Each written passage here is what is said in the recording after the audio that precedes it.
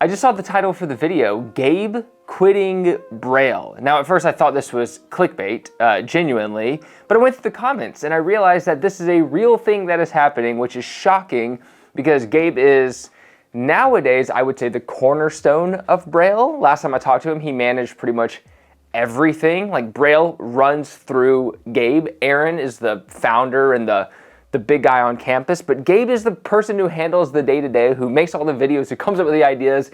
He's the person who makes Braille. So if he's quitting, I feel like that says a lot, and that's something I want to talk about today. And I want to go through his video and actually watch it live because I went through the comments only, haven't heard what he had to say yet. But I think this is very real. This video is also sponsored by Squarespace. I need that to be the case because I have had very little interest in making skateboard YouTube videos. This is a topic I happen to be interested in, but right now I am completely obsessed and focused with writing children's book, building my IP, and just designing in general. It's just become like my new skateboarding. It's super fun. But you know, this channel is about skateboarding, so let's get to it. Now, we're not gonna watch the entire 33-minute video, don't worry, but we're gonna get the gist of what's going on. All right, take two. I've already failed at this one time. 2 takes is pretty good for filming a video like this. Ultimate goal, hold it together. All right, this is, can I get 2 words out? I can't imagine how he feels at this point. This has been his bread and butter, his job since I started YouTube. This is basically like me doing my YouTube channel as if it was for someone else and then being like, all right, I'm stepping away officially. The hardest video I'll ever film in my life. My name is Gabe Cruz.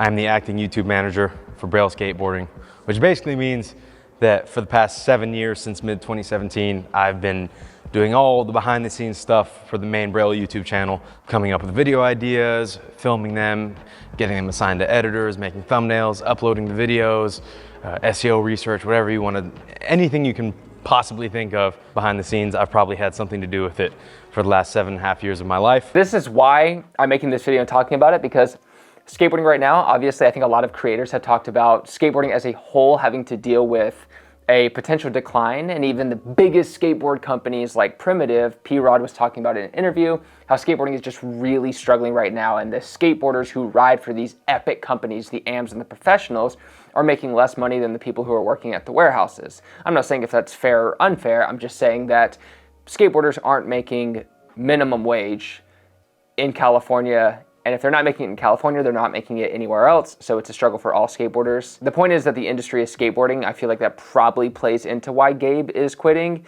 But Gabe is he does everything for Braille. I mean, according to what he just said, the channel cannot run without him. I don't understand what they're doing. I don't even know how to say it, but today is my last day with Braille skateboarding. Oh man. Because it really is the truth. That this is my last day with Braille skateboarding. You know, the honest truth is I'm 25, I'm still pretty young, and I've had the most incredible, magical time working with Braille over the last 10 years. There's really nothing, I don't even think there's anything I can fully say or like any words that I can explain the dream come true that I've been living in for the past 10 years. The friendships I've made, the incredible content, the incredible projects that we've produced, and just the unbelievable moments that I'll never forget for the rest of my life. Wow, I just for whatever reason gathered the correlation of Gabe starting probably around the time I started and sort of feeling the weight of what he's saying, because I think a lot of skateboard YouTuber people who started around the same time probably have a lot of nostalgia for when we were just starting and we were finding so much momentum and we were all working together as a big community. And we could keep that up now, but I think just like Gabe, as he's saying, it's like he said he was 25. I think we all sort of feel just that weight of needing to move on from something that once felt good, because you just kind of do sometimes. You want to see what else is out there in the world, and I think that's probably where Gabe's heading with this, so let's hear. I came on to Braille when I was 15, turning 16, and now I'm turning 26, and I've literally grown up my late teenage years and my early adult years have been this. Aaron has been the most fantastic friend and the most incredible mentor, and I truly thank him for helping me become the person I am today. If you're new to this, Aaron is the one who started Braille. He's the head honcho, and Aaron is amazing. I don't feel like I have enough time to talk about how much I respect and enjoy Aaron as a human being. We always have the best conversations, and our brains actually work very similarly. So, and we come from a similar background in skateboarding, and yeah, he's a really, really, really good person in my eyes, and a really fun person to be around. But I think before we finish this video, we should probably do our Squarespace sponsor read. So let's do that. With Squarespace, you don't need to know anything about design. This is the website that I've been putting together recently, and it was super easy. It's basically drag and drop. They have award-winning templates you can choose from as well, so no design background needed.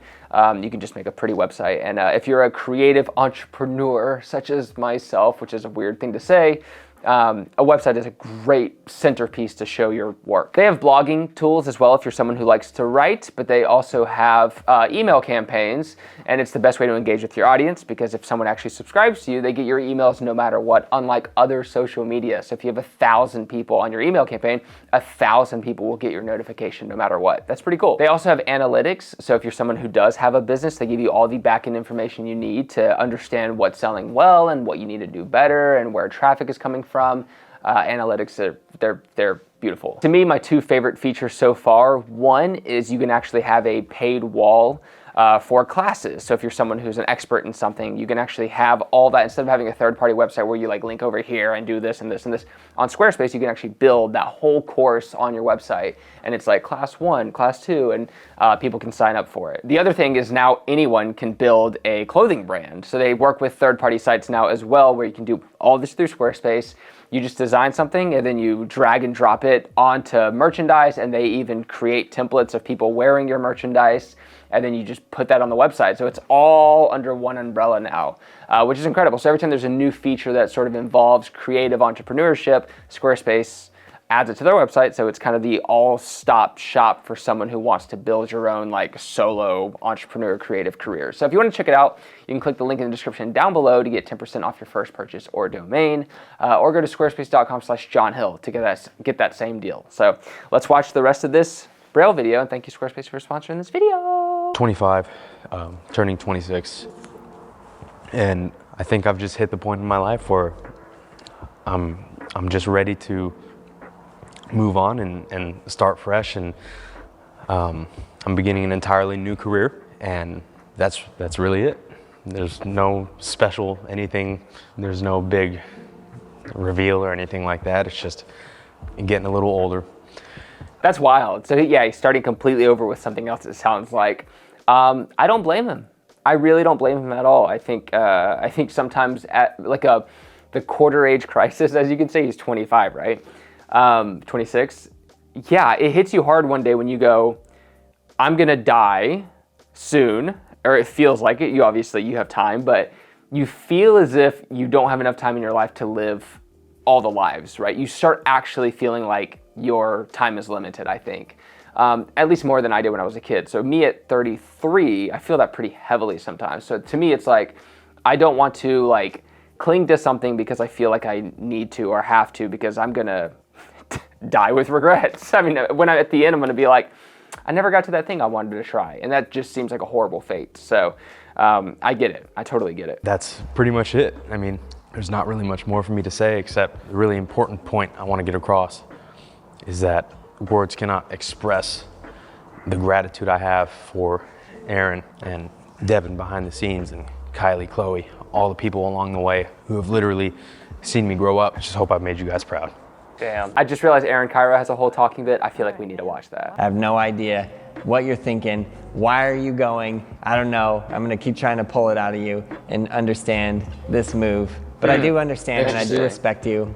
And I understand that, you know, people change and they grow up and they gotta move on. But there is this famous quote, Gabriel Horacio Iglesias Cruz. It says, didn't quit skateboarding because you got old. You got old because you quit skateboarding. Just remember that. And just remember, anytime you wanna go shred, I'm with you. I will go shred. So that's quite the video. I mean, it's clearly nostalgic for me. This channel actually was built a lot off of Braille's rise. I mean, they had a moment where they were getting almost 1 million views a video, and so many of these videos were just popping off, and I was in so many of them, actually. Every time they came to LA, I would skate all weekend, and Aaron was actually living here, staying here for a while, so I got to collaborate a lot with him, and I would say I was a designated part of Braille for a little while at the beginning of my YouTube channel, so obviously I have a lot of love for Braille, and they have changed a lot throughout the years. I mean, they filtered in pretty much everyone to a new person, except for Gabe and Aaron Cairo. Those are the only two OGs. I would say that the old crew was a lot of the YouTube skateboarders that sort of branched off on their own, like me, Luis Mora, Chris Chan even a little bit, Garrett Jenner.